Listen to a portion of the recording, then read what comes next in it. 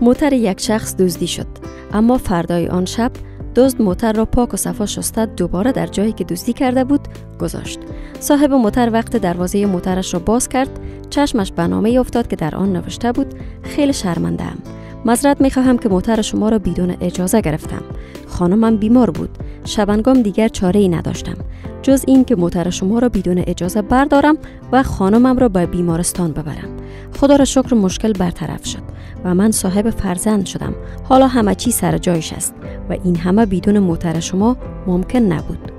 از شرمندگی در مقابل شما آمده نمیتونم، اما امید است که مرا ببخشید و این هدیه ناچیزی را که برایتان آماده کردم بپذیرید.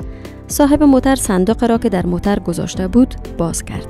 در آن گل و شیرینی همراه با یک تکت فامیلی برای تماشای فیلم در بهترین سینمای شهر قرار داده شده بود. صاحب موتر اشک‌هایی که از خوشحالی در چشمش حلقه زده بود را با تبسم پاک کرد و با خود گفت: خدا را شکر که دوباره موتر را به دست آوردم، او هم با اجر و ثوابش. بعدش با تمامی اعضای خانواده رفتن سینما تا فیلم ببینند. وقت فیلم تمام شد دوباره با خوشحالی برگشتند خانه، اما آن وقت دوست تمامی اموال خانه را با خود برده بود و یک نامه جدید در خانه گذاشته بود که در آن نوشته بود: چطور بود فیلم؟ خوشت آمد؟ گاه وقتا نتیجه خوشباوری چنین است.